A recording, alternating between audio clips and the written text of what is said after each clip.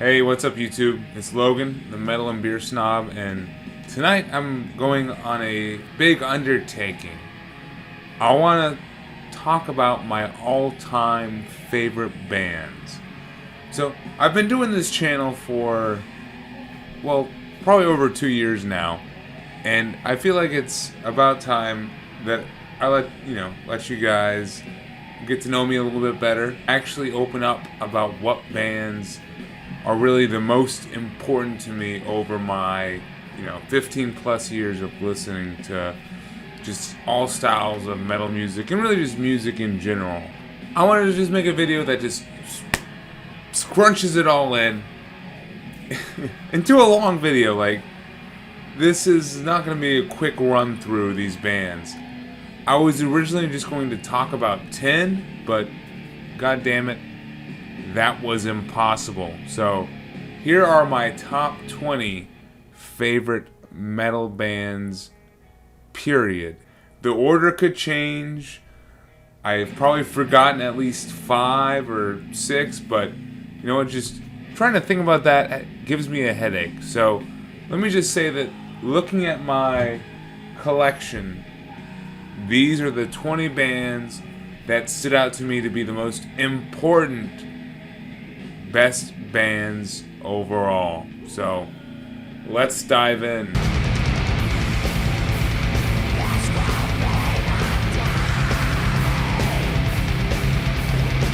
So of course, as you know, this channel is just not about music. There's beer involved too. So I'm going to sneak my 5 favorite breweries in this video as well. So I'm gonna try to keep this quick. I will put one brewery after every 4 bands, but I'm starting right now. I just wanted to say that me picking 5 breweries is really, it doesn't really mean too much. It just means that these were the breweries that were the most available, with the most variety, wherever I was at life in any one point in time. So, for my 5th favorite brewery, I'm now here in New Orleans, Louisiana, and the most available and best brewery that I can find is Urban South. And this is my favorite beer that I've had by them. Their Grapefruit Holy Roller IPA. I'm one of those untapped snobs.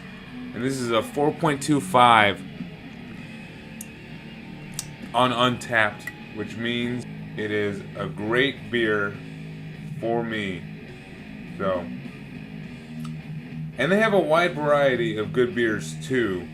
They definitely excel in their lighter beers, and I will show one of those later, I'm sure. But their IPAs are no slouch. So, cheers to the Pelican State. So an interesting note as I dive into my favorite bands is I'm not necessarily a band person, like a die-hard fan of bands. I believe there was Jim on the Heavy Metallurgy Album Club who said that he's a fan of albums over bands, and for the most part that's how I am. A band is almost a different entity, album to album. But really, to be on this list, there has to be some carryover and consistency. So for me, what I look for in an all-time favorite band is similar themes, similar styles, but then also enough change up in formula to keep it interesting. Like, I feel like I'm a picky critic when it comes to a band moving from album to album to album. So the fact that I'm stating that these bands are my favorites after 8 albums, 12 albums, 18 albums, that's a big deal. And then one more thing, nostalgia is a big part of this list for sure. I gotta say, a lot of these bands have been my favorite bands since the beginning. There's really only been a couple, and I will note them as I pull them up, that are relatively new to the roster. Let's dive in then, shall we? So for number 20, I have Gorguts. Or this is my favorite Gorguts album, Colored Sands, and this is the first one that I found. And This helped me get into like progressive death metal back in 2013. This album is monumental, 10 out of 10, perfection. Their discography is just so interesting across the board. Obscura is a mess, but I also love it. And then another favorite of mine is their debut, Considered Dead, which I have on tape here. So, just a real interesting death metal band that spans the style from old school to new school and beyond. Love Gorguts. Number 20. Number 19 actually opens up a unique rabbit hole for me. I'm a big post-metal guy. Post-metal was a big genre for me in the beginning, and though I don't have as much time for it as I used to, it still holds a special spot. For me, one of the bands that helped get me into post-metal was ISIS, and originally I found Panopticon on iTunes Music. It admittedly was finding their album Oceanic that really sealed the deal. It's perfection all the way through. The concept behind it is crazy and really adds weight to this album. And then why ISIS has to be on this list is that they kept it going with great albums. Here we have their final album, Wavering Radiant. And this album shows them like experimenting, which is more like post-rock ambience and kind of beauty. Some of my favorite ISIS songs are on this album, like Ghost Key, Hand of the Host, and Threshold of Transformation. And then number 18. This is when I really am gonna lose some like true metalheads, I guess. But I got into metal like late 2000s, so 2009, 2010. And one of the first bands that really clicked with me, like deep down, was Deftones with their album Diamond Eyes. So I had heard of Deftones beforehand, like in 2009, but I was hearing about the singles and stuff with Diamond Eyes coming up in 2010. And I was all hooked.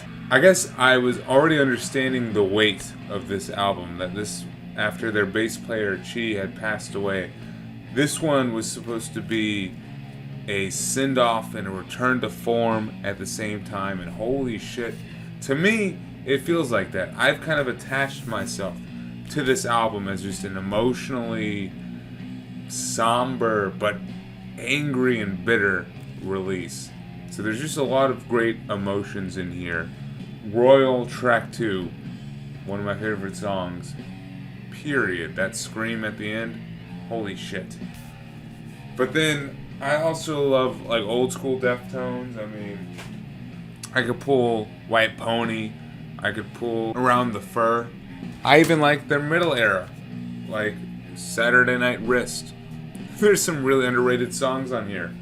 It's not their most consistent album overall, but tracks like Cherry Waves and Rapture are phenomenal. Honestly, you really can't go wrong with any Deftones album, I feel like. If you're okay with potentially like a new metal, alternative metal and rock, then you can't go wrong with Deftones. Band number 18. Alright, and then number 17, it has to be the OGs. They had to be in here.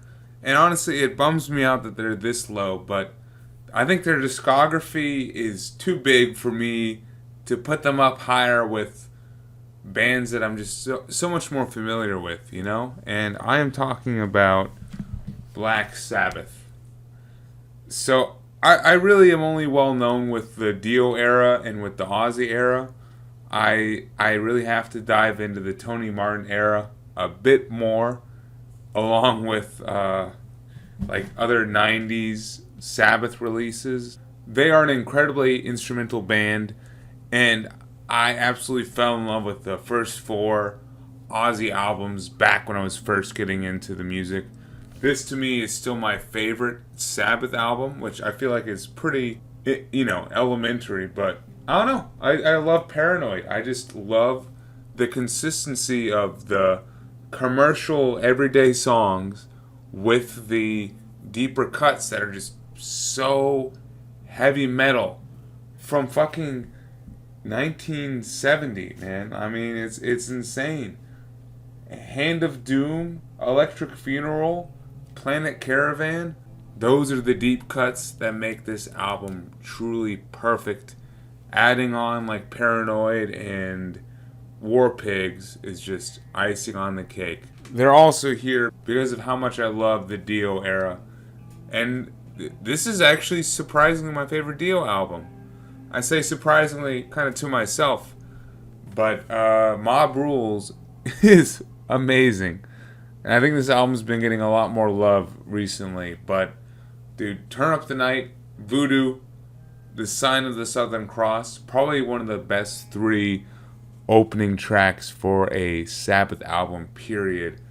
Add on the title track and Slipping Away, and then like the somber over and over. Mob Rules is great. Sabbath is great. Have to be one of my all-time favorite bands. Probably could be higher than 17, but you know what? It is what it is, isn't it? So now it's time for another brewery to talk about before I get to my 16th favorite band. The first brewery that ever got me into craft beer, Dew Claw Brewing. It was with their beer, Sweet Baby Jesus. I'm talking about a peanut butter chocolate porter that just blew my mind. It was one of the first craft beers I ever had. And I loved it. And then finding out they had other porters with like, coconut in it. Amazing. So they launched me into my enjoyment for craft beer and into my enjoyment for darker craft beer like porters and stouts. And I still find amazing Dew Claw beers to this day that I have to try. So they definitely have the impact with me to carry on this list to be my number 4. My number 16 favorite band. And they're actually a relatively new band. Oh, I first heard them back in like 2014 with their release called Heathen. And this is the band Thou. From Baton Rouge, Louisiana, and New Orleans. They travel. The members travel. This band is everything I love about sludge, the South, and just heavy music in general, and kind of just rock and roll in general. They are a versatile, every man's band that does not shy away from experimenting. In fact, some of my favorite releases from them are collabs. And in fact, my favorite album, and one of my favorite albums of the last 5 years, is a collab between them and Emma Ruth Rundle. May Our Chambers Be Full. This thing is fucking perfect. It sees Thou combining like that singer-songwriter Emma Ruth Rundle vibe with a very Nirvana styled 90s grunge. It's like angsty in all the right ways, it's heavy in all the right ways, and it's beautiful in all the right ways. So this is a masterpiece. And believe it or not, they are what are playing in the background right now. I love to put Thou in the background of my videos. This is their collaboration between them and Mizmor called Myopia. This is a lot more extreme and drawn out than some of their other collabs. They're releasing a new album this year called Umbilical, which I can't wait. Coming out at the end of this month. Band number 15. And this is one of like those signature bands that if you're a metal fan of a certain age, you're just gonna love them. So if you got into metal around like 2005 to 2010, you're gonna know Gojira. For me, I found Gojira first with their album The Way of All Flesh. I had to go back, but the first song I ever heard from them was Backbone off of this album, and let me tell you, that song was a bit too much for the time when I first heard it. But yeah, Gojira has just held through, and they just have such a consistent discography. I did a deep dive on my channel about their stuff. My favorite album from them is L'Enfant Sauvage, and this album is just perfect all the way through. But then I think their discography is listenable all the way through. Even now they're releasing like more Revolver type metal. I still like it. Their last album, Fortitude, is great. It's great. I mean, it's not gonna like beat these two that I'm showing, but still a phenomenal addition to their catalog. So Gojira easily checks out to be my 15th favorite band. Number 14, and this is my first unfortunate exposure to black metal, the genre that probably took me one of the longest to actually get into. And I'm talking about Dark Throne. And this was my first album I picked up from them. This picture disc version of Transylvanian Hunger. And holy shit, I was not ready for it. This was probably when I was really still getting into like thrash and death metal. I was not ready for black metal. And this album just soured me so. But it was funny. I kept revisiting it. Every winter, around the time it would snow in North Carolina, I pulled this out, and it would make a little bit more sense every time. Now I'm addicted, and the riffs and the simplicity of this sound is perfect to me. So, favorite Dark Throne album. But then I realized that their discography is insane.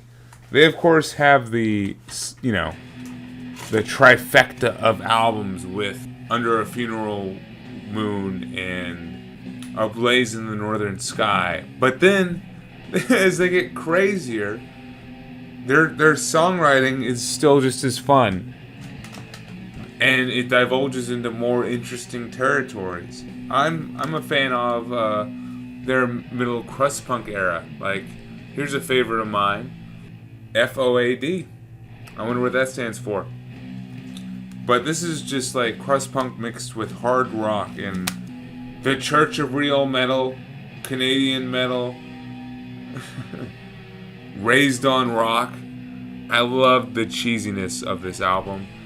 And I still enjoy and have fun with where they're at. Like, I own Eternal Hails. I've enjoyed Arctic Thunder.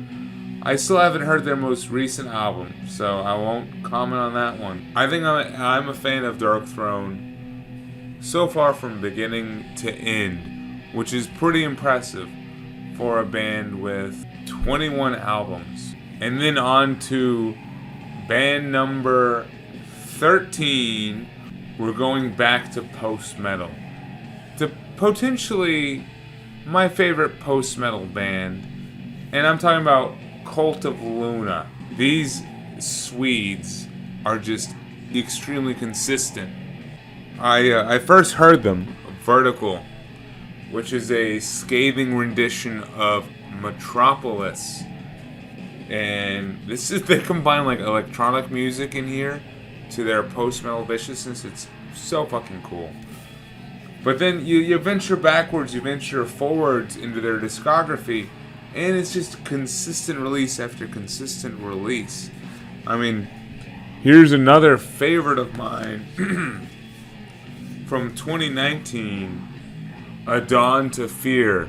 This is a raw, emotional post-metal album that really captures what we as a human race are enduring right now. It has some of their most vicious post-metal songs, and you know, if you're a fan of post-metal, you realize that in 2019, post-metal is not doing a whole lot. You know, it's It's almost a dormant genre, but not in the eyes of Cult of Luna, who released one of their best albums of their discography. So, Dawn to Fear. And then I have to mention my favorite, which is it's a collaboration between them and Julia Christmas, simply titled Mariner. And this album is a masterpiece. It's perfect. Every single song is like a 10 out of 10. There might be one 9 out of 10, but I get chills listening to this fucking album. It's space exploration, the trade-off between the Cult of Luna vocals and Julia Christmas's vocals are beautiful. The final song, Cygnus, is a top-tier track. So after number 13, we got to get to another brewery. So my number 3rd favorite brewery has to be New Belgium. So this is a brewery from Littleton, Colorado. That the reason I like them is just they're always available and they're always consistent. My first craft beer was actually the Fat Tire. I hated it, but I've since grown to love it, and I've since grown to enjoy most of their beers. I would get the dislike. They're like, you can get them anywhere in the U.S., but then that's why they're so good. You can get them anywhere in the U.S. at every fucking gas station. That's crazy. And I think they've really come into their own recently with this Voodoo Ranger series, which I'm a fucking sucker for the Voodoo Rangers. Yeah, for me, number 3, New Belgium. But let's dive into number 12, Mastodon. So, Mastodon was one of those early bands, along with Gojira, that really got me into metal. And it was Leviathan album and Blood and Thunder that did it. But it was just how they evolved that really made me stay. And when I realized that they released an album like this, Crack the Sky, fucking all over. Holy shit. This is a near masterpiece. I wish I could call this a 10 out of 10. It's not. It's like a 9.8 for me. But a near perfect album that sees them delving into progressive territory. And then here's why I just truly love Mastodon and they're this high up on my list. I move forward in their career. They get a bit poppier, a bit more stripped down. I love it.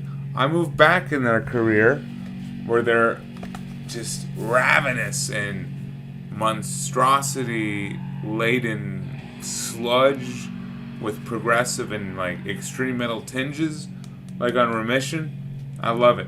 You can't go wrong with Mastodon.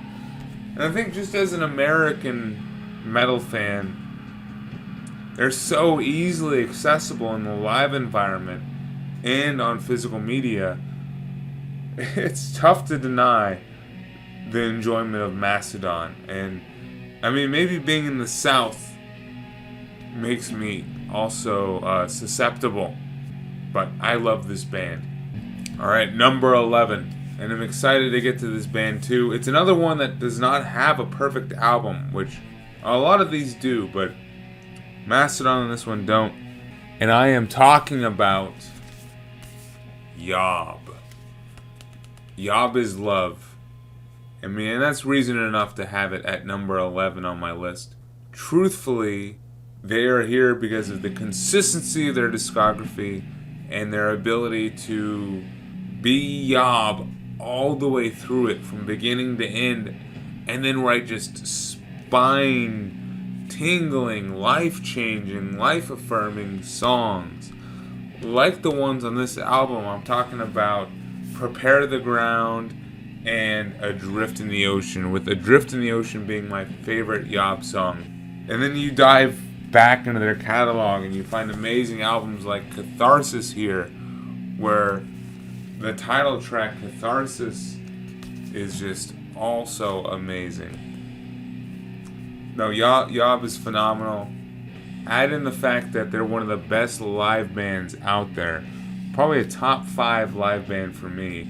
And you easily have one of the best bands, period, and my 11th favorite band. Coming in for number 10, this is actually the newest addition to my top band list. And honestly, I probably shouldn't put it this high, but I'm going to, because of recency bias, I guess. But I'm talking about the band Dozer. And this is a Swedish rock and roll band, basically. They're literally just a rock and roll band. But they play around with that stoner rock vibe mixed with the perfect amount of hard rock and a little sprinkling of extreme metal elements. And it produces perfect 10 out of 10 hard rock albums like Through the Eyes of Heathens and my 2023 album of the year, Drifting in the Endless Void. These are perfect albums. There's not a bad song in either of them. There's a song from each which just gives me chills just thinking about them. And they're perfectly the last song on the album. Cannot stress that enough. It's so important to have your last song be the fucking ringer. The one that brings you back every single time. And Dozer gets it. Track 10 on this one. Big Sky Theory. Wow. The drum production, wow. The guitar melody, wow. Missing 13 on this one. The dynamics, wow. Once again, the guitar melody, wow. The vocal hook, amazing. I said chills just thinking about it. And then you add in the fact that every single song on here is just a perfect hard rock song. And we have a band that's produced 2 perfect albums. I only have so many bands in my collection that I think have made 2 perfect albums. And I'm happy to say Dozer is one of them. And you know what? I have not heard a bad Dozer album. Every single one of them I would recommend. Then for number 9, I have to go for this classic band. I'm talking about Rush. We're going to progressive rock now. Just for a second. And it's all my uncle's fault. I inherited a bunch of his records and this was one of them. Moving Pictures was another. So I started listening to Rush early, and I think as soon as Limelight clicked for me, I was done. It led me to fall in love with masterpieces like Hemispheres. So Hemispheres and A Farewell to Kings are my favorite 2-album run, but you can't go wrong with Eni. Really, their first 10 albums. It's amazing how that is. I mean, and I'm including Grace Under Pressure. I love Grace Under Pressure. And I even enjoy some of their later albums, like Counterparts is cool, Roll the Bones is fun. I still have to hear like Snakes and Arrows and stuff, but Rush is an amazing band that I will never see live. And that's what gets me. It's what keeps me up at night. Time for another brewery. Let's see.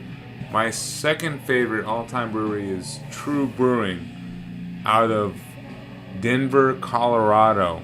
This was actually started by some of the guys in Chemists.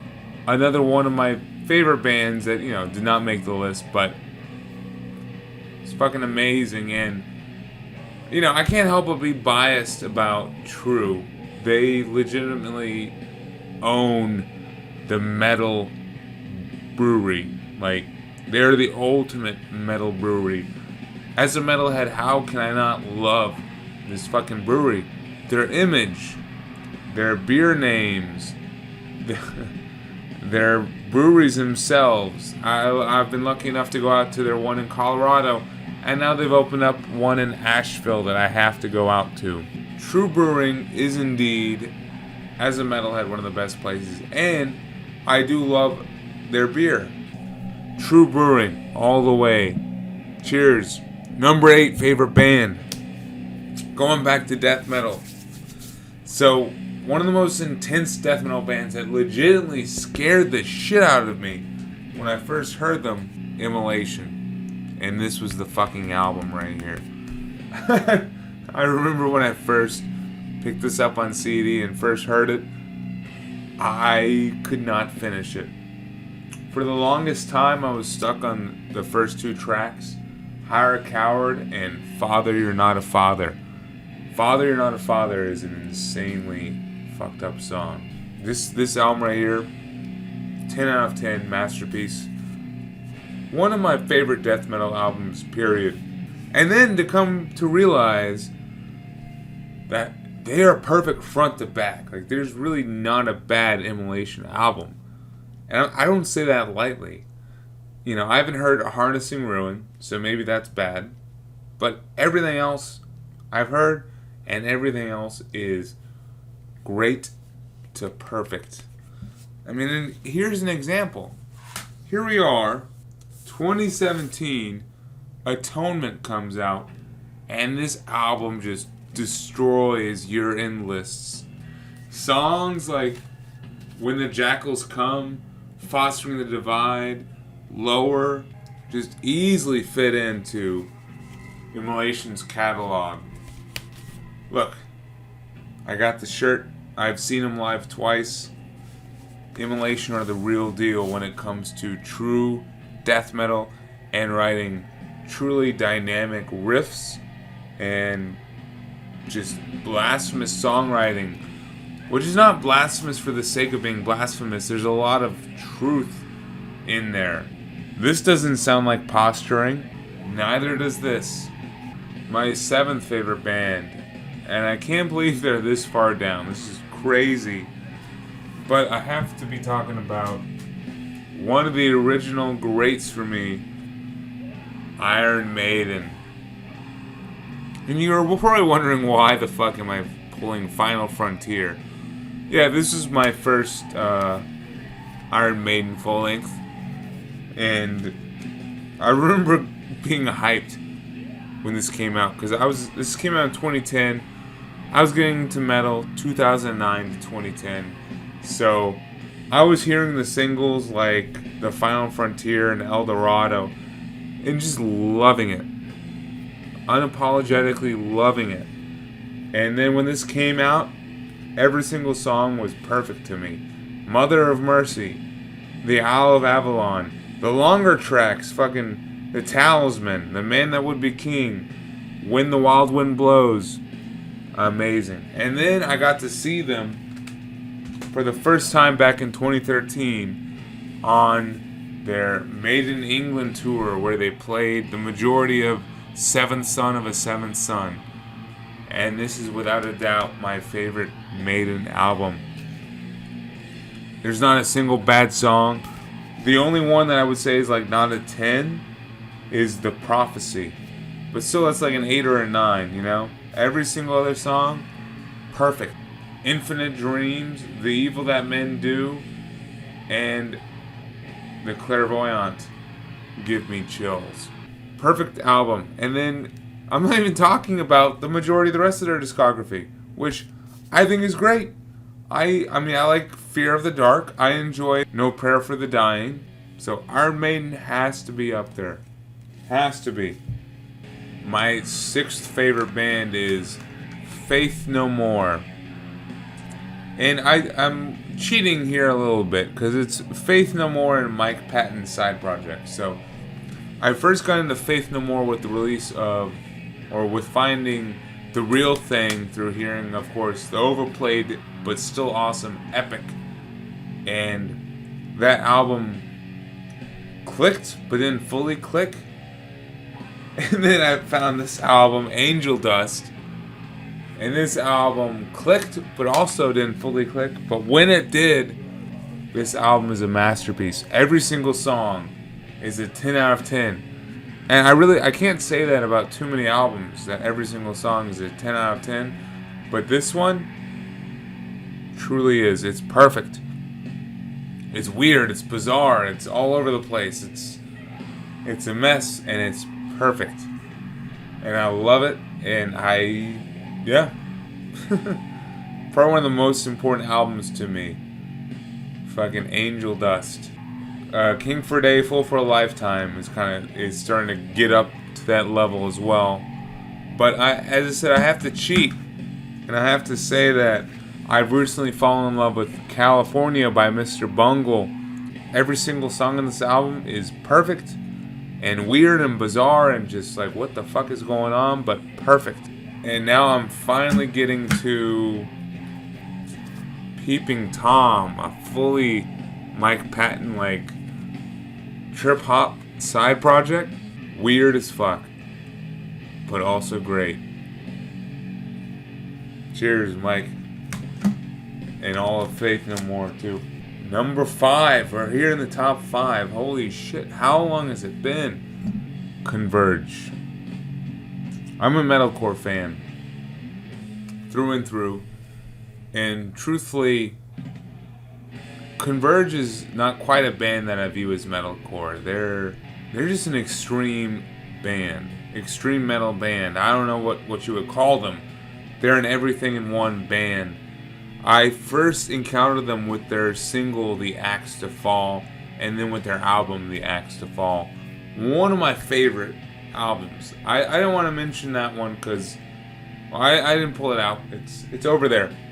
It's like somehow making palatable metalcore songs with grind or with something that's so unique and just intense.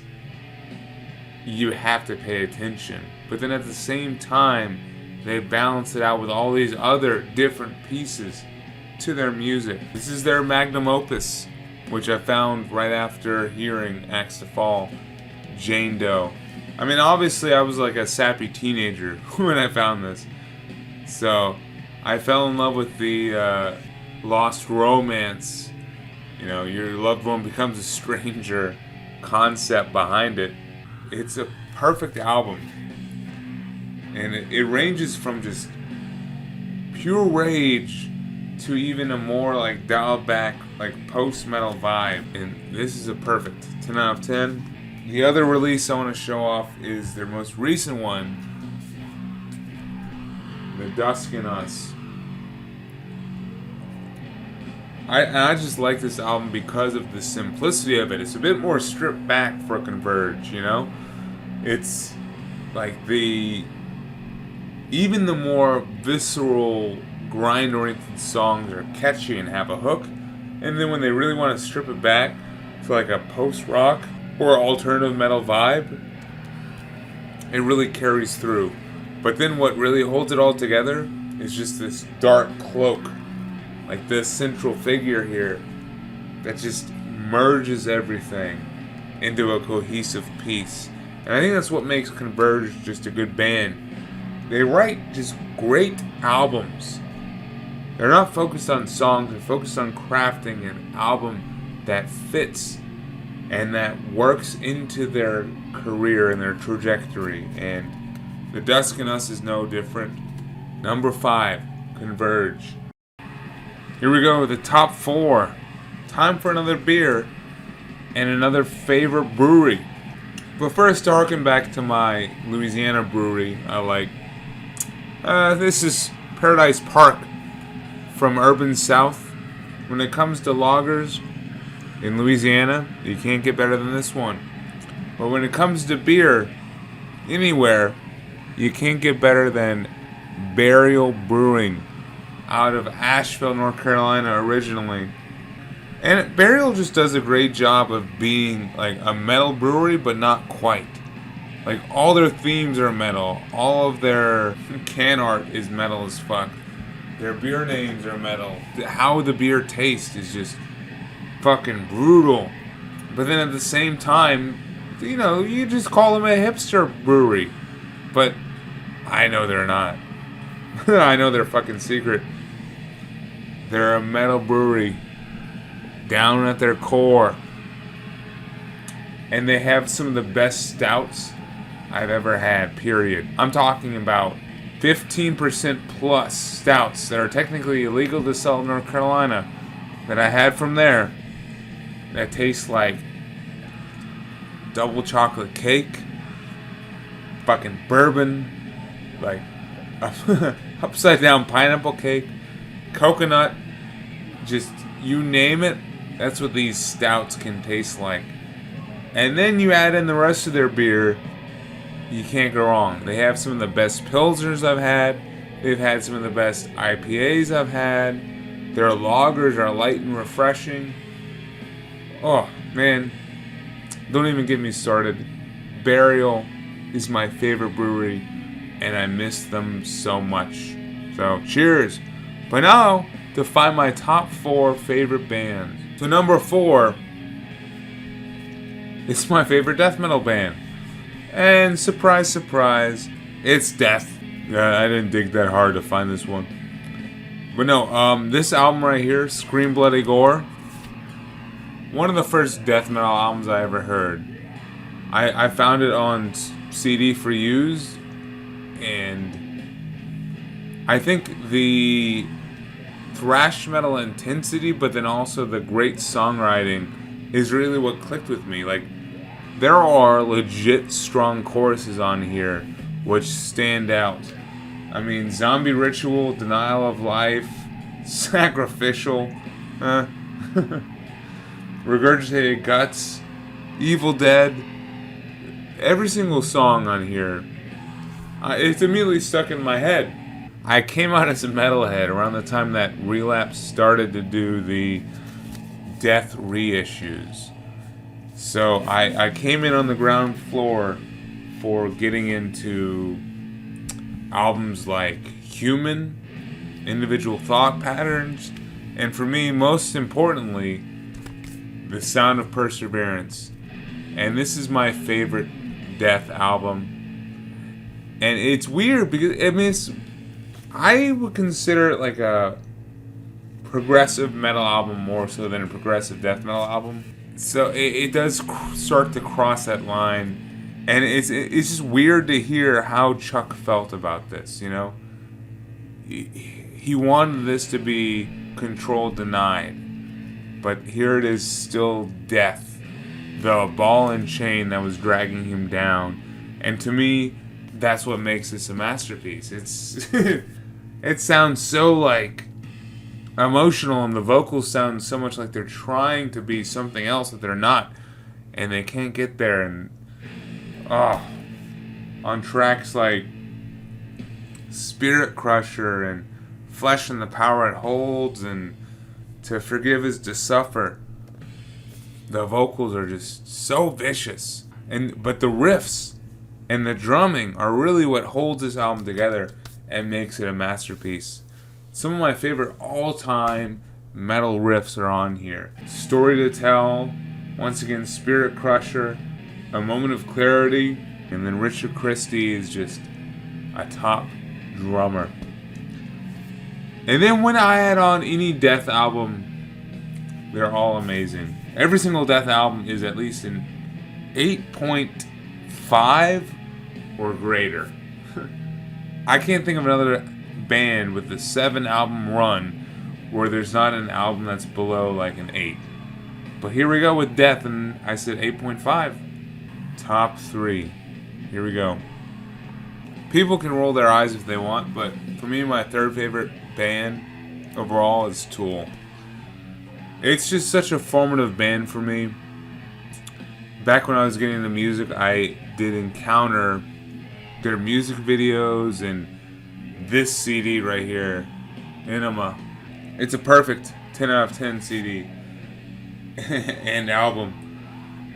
And it got me into more metal, but then also just more progressive and outlandish songwriting styles. And to this day, this music holds a spine-tingling just vibe to it. Like, listen guys, I did a deep dive earlier in the year for Tool after seeing them live for the first time.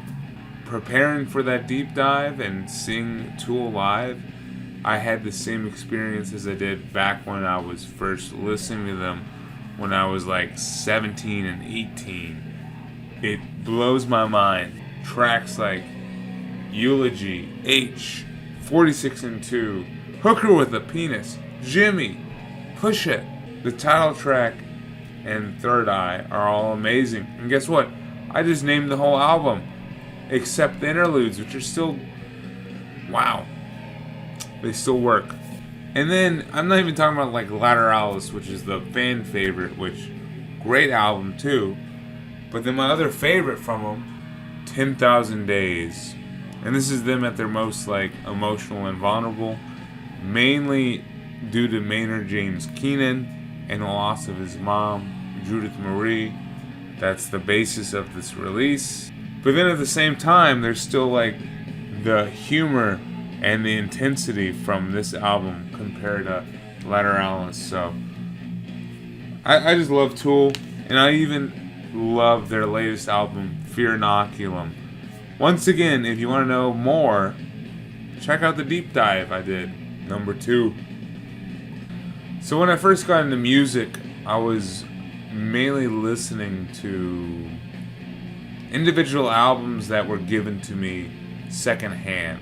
I was just inheriting them from my uncle, who I owe eternal debt.